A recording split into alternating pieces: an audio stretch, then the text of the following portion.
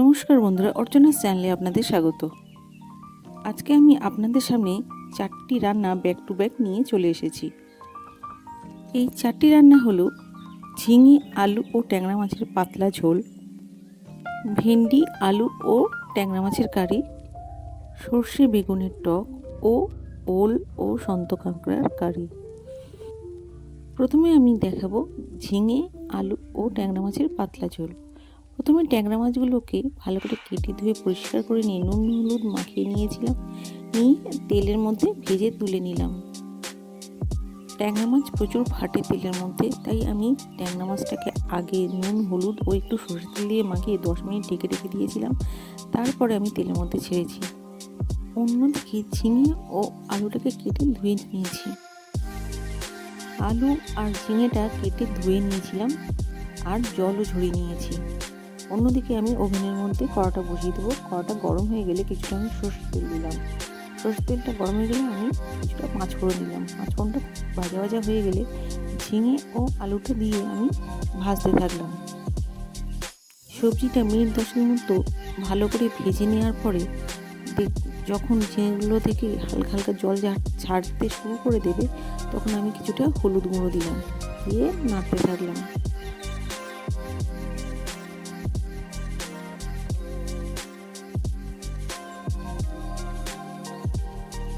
হলুদ গুঁড়ো দিয়ে আরও মিনিট 5 আমি ভেজে নিলাম। এরপরে স্বাদ অনুযায়ী লঙ্কা গুঁড়ো দিয়ে নিলাম। আমি 1 চামচ মতো লঙ্কা গুঁড়ো দিয়েছি। আপনারা যেমন খাবেন তেমন লঙ্কা দেবেন।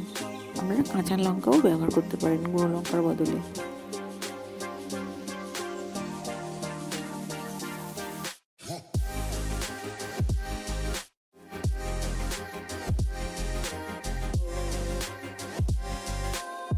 গুঁড়ো লঙ্কা দেওয়ার পরে আমি কিছুটা তার উপরে সর্ষে তেল দিয়ে দেবো। দিয়ে কিছুক্ষণ নাড়ার পরে আমি তরকারির ঝোলের জন্য গরম জল দিয়ে দেবো।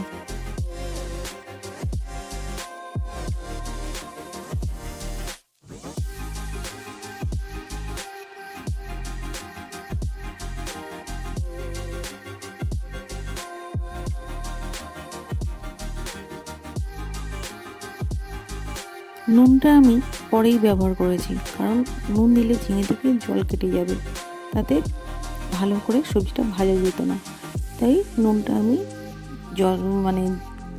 ঝোলের মধ্যে দিয়ে দিচ্ছি। ঝোল ফুটে গেছে আর সবজিগুলোও সিদ্ধ হয়ে গেছে। এবার আমি যে মাছগুলো ভেজে রেখেছিলাম সেগুলো ওপর থেকে আমি ছেড়ে দিচ্ছি ঝোলের মধ্যে। ঝোলের মধ্যে মাছ দেওয়ার পরে আরও মিনিট 5 আমি তরকারিটা ফুটিয়ে নেব। আমার পুরোপুরি তৈরি হয়ে গেল ঝিঙে আলু ও ট্যাংরা মাছের পাতলা ঝোল। বন্ধুরা, এরপরে রেসিপিটি নিয়ে আসছি ভেন্ডি আলু ও ট্যাংরা মাছের কারি।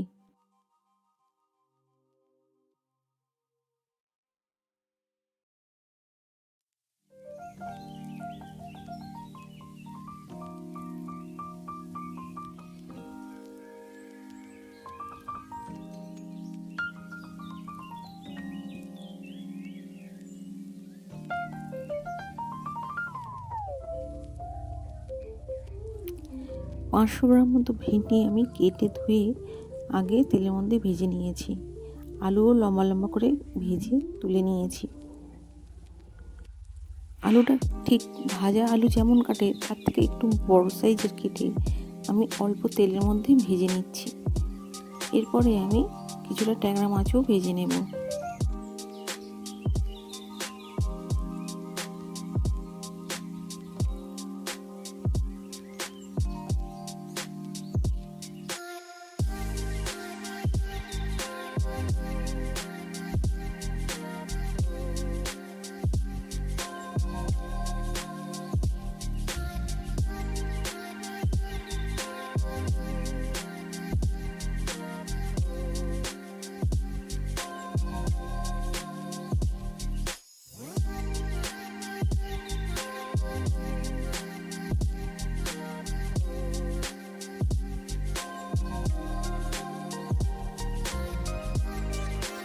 এইবারে উনুনের মধ্যে আমি কড়াটা বসিয়ে দিলাম আর উপরে আমি কিছুটা পাঁচফোড়ন দিলাম। পাঁচফোড়নটা গরম হয়ে গেলে ওপর থেকে কিছুটা সরষের তেল দিয়ে দিলাম।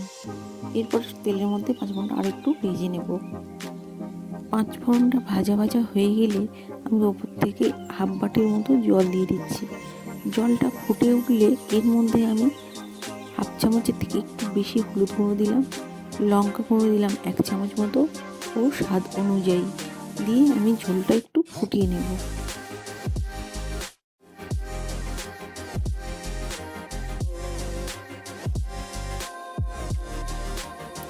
ঝোলটা একটু ফুটে উঠলে এবার আমি ভাজা আলু আর ভেন্ডিটা দিয়ে দেব, দিয়ে একটু নেড়ে চেড়ে নেব।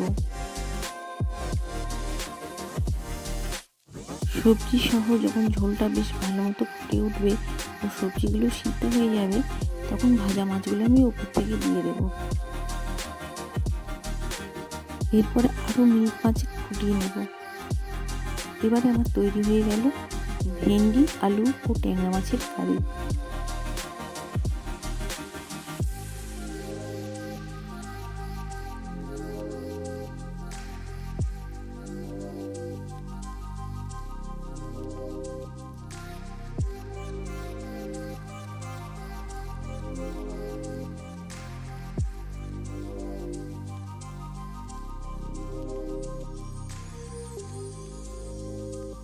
পরের রান্নাটি হলো সর্ষে বেগুনের টক। তার জন্য আমি প্রথমে ছাদ থেকে কিছুটা বেগুন তুলে নিয়ে এসেছি, নিয়ে কেটে নিয়েছি, নিয়ে পরিষ্কার করে ধুয়ে নিয়েছি। এবারে কড়াইতে কিছুটা সর্ষের তেল দিয়ে দেব। তেলটা গরম হয়ে গেলে ওর মধ্যে কিছুটা নুন দিয়ে দেব স্বাদ অনুযায়ী, আর অল্প পরিমাণ হলুদ দিয়ে দেব। তেলটা ভালো মতো গরম হয়ে গেলে কাটা বেগুনগুলো দিয়ে আমি বেগুনটাকে ভালো করে ভেজে তুলে নেব।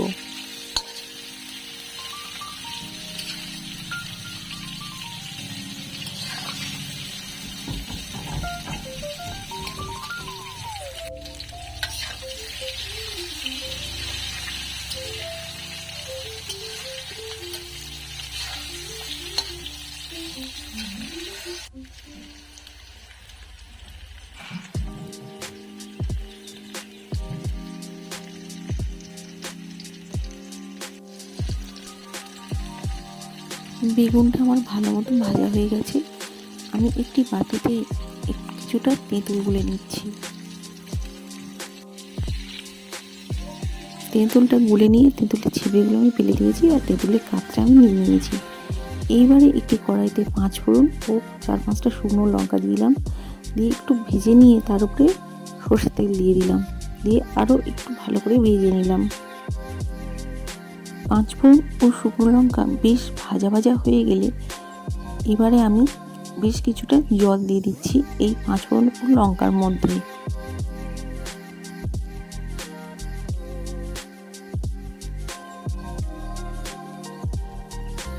এইবারে আমি হাফ চামচ মতো হলুদ গুঁড়ো দিয়ে দিলাম।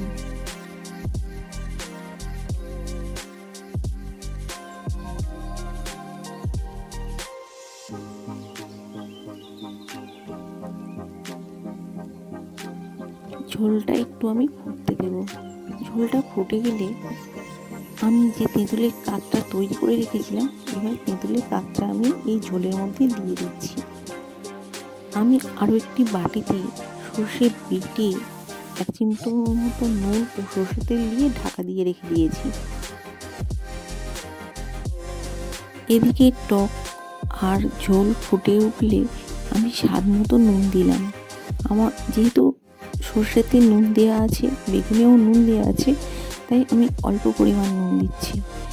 ঝোলটা ফুটে উঠেছে, এবারে আমি ভাজা বেগুনগুলো এর মধ্যে দিয়ে দিলাম। তরকারিটা ফুটে উঠলে সর্ষে যেটা আমি বেটে রেখেছিলাম ওটা তরকারির মধ্যে আমি দিয়ে দিচ্ছি।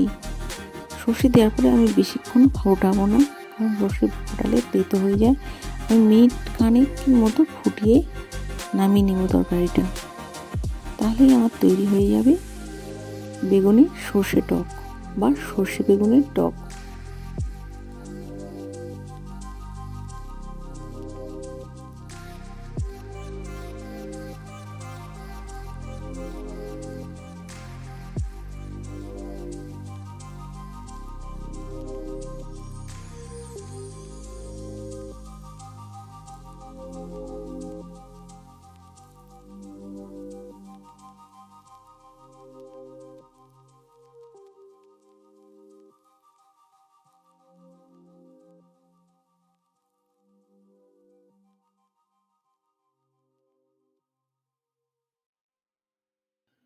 সর্ষে বেগুনের টক প্রস্তুত হয়ে গেছে। আমি গামলার মধ্যে নামিয়ে নিলাম।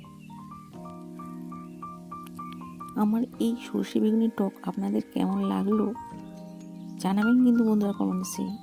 আর পরের রান্নাটি নিয়ে চলে এলাম ওল ও সন্ত কাঁকড়া দিয়ে কারি।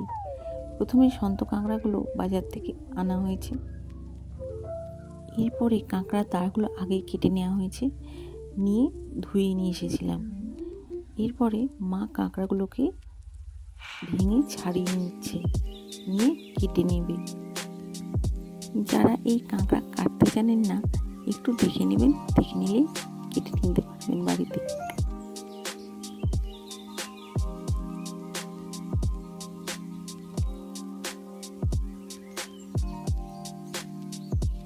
কাঁকড়াগুলো পরিষ্কার করে কেটে নেওয়া হলো। এবারে কাঁকড়ার সাথে পেঁয়াজ কুচি, রসুন সমস্ত কিছুই কেটে নেওয়া হচ্ছে।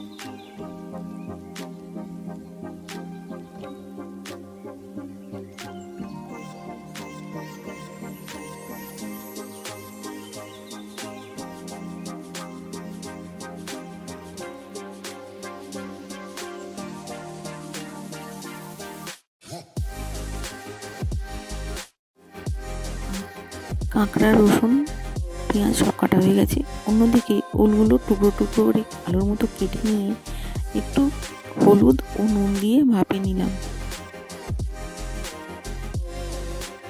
এইবার একটি কড়াইতে 5 ফোড়ন তেলের মধ্যে দিয়ে একটু ভেজে নিচ্ছি। 5 ফোড়নটা ভাজা ভাজা হয়ে গেলে এবারে পেঁয়াজ কুচিটা দিয়ে দিলাম, দিয়ে পেঁয়াজটাও একটু ভেজে নিতে হবে এই তেলের মধ্যে। খুব বেশি তেল ব্যবহার করছি না, অল্প পরিমাণেই তেল দিচ্ছি। পেঁয়াজটা একটু ভাজা ভাজা হয়ে গেলে এইবারে আমি উপর থেকে বেশ কিছুটা সরষের তেল দিয়ে দিলাম, দিয়ে আবারও কিছুক্ষণ ধরে পেঁয়াজটা ভেজে নিচ্ছি। পেঁয়াজটা বেশ কিছুক্ষণ ভাজার পরে মানে হালকা বাদামি রং ধরলে এইবারে আমি রসুনটা দিয়ে দিলাম উপর থেকে, দিয়ে আবারও পেঁয়াজ রসুনটা একটু ভালো মতো কষিয়ে নিচ্ছি। পেঁয়াজ রসুনটা কষানো হয়ে গেলে এবারে আমি কিছুটা টমেটো কুচি দিয়ে দিলাম। টমেটো কুচিটা দিয়ে একটু নুন দিয়েছি যাতে টমেটোগুলো গলে যায়। দিয়ে টমেটোটা যখন গলতে শুরু করেছে আমি কিছুটা গরম মশলার গুঁড়ো দিয়ে দিলাম, দিয়ে একটু নেড়ে নিয়ে হলুদ গুঁড়ো দিচ্ছি 1/2 চামচ মতো। আমি গরম মশলাও 1/2 চামচ মতো ব্যবহার করেছি। এবারে আমি লঙ্কা দিলাম 1 চামচ পুরো ফুল। আমি একটু কাঁকড়াতে লঙ্কার গুঁড়োটা বেশি দিচ্ছি, তাতে করে ঝাল ঝাল খেতে ভালো লাগবে। মশলাটা কষানো হয়ে গেলে যে কাঁকড়াটা কেটে রাখা হয়েছিল সেই কাঁকড়াটা দিয়ে একটু ভেজে নেব যাতে আঁশটি গন্ধটা না থাকে। এবারে অল্প পরিমাণে আমি নুন দিচ্ছি আর উপর থেকে বেশ কিছুটা সরষের তেল দিয়ে দিলাম, দিয়ে কিছুটা নেড়ে নিলাম। নেওয়ার পরে যে ওলটা ভাপিয়ে রাখা হয়েছিল ওলটা দিয়ে দিলাম। ওলটা বেশ খানিকটা সিদ্ধ হয়ে গেছে, তাই খুব বেশি জল দিতে লাগবে না। সমস্ত কিছুই সিদ্ধ আর কাঁকড়া তো খুব অল্প জালেই হয়ে যায়, তাই আমি খুব অল্প পরিমাণে জল দিচ্ছি যাতে তরকারিটা একটু মাখা মাখা হয়। দেখুন বন্ধুরা কত কম জল দিয়েছি। দিয়ে আমি একটু নেড়ে চেড়ে নেব, নিয়ে মিনিট 2-3 আমি তরকারিটা হতে দেব। মিনিট 2-3 হওয়ার পরে ওলটা একটু সিদ্ধ হতে বাকি ছিল, আমি আরও 1/2 বাটির মতো জল দিয়েছি, দিয়ে তরকারিটা হতে সময় দিচ্ছি। আরও মিনিট 5 হতে সময় লাগবে। তরকারিটা আমার হয়ে এসেছে, এইবারে আমি নামিয়ে নেব। আমার ওল ও কাঁকড়ার কারি তৈরি হয়ে গেছে। বন্ধুরা ব্যাক টু ব্যাক আমার এই 4টি রান্না পুরোপুরি আপনাদের দেখালাম। আমার এই 4টি রান্না আপনাদের কেমন লাগলো তা কমেন্টসে অবশ্যই জানাবেন। আর যদি ভালো লাগে তাহলে একটি লাইক ও শেয়ার করে দেবেন। আর যে সমস্ত ইউটিউব বন্ধুরা আমার এই চ্যানেলটিকে এখনও পর্যন্ত সাবস্ক্রাইব করেননি, প্লিজ একটি সাবস্ক্রাইব করে দেবেন। তাহলে আজকের মতো আমি আমার ভিডিওটি এখানেই শেষ করছি। আবার দেখা হবে নতুন অন্য কোনো ভিডিওতে। তাহলে আজকের মতো আসি বন্ধুরা, নমস্কার, ভালো থাকবেন।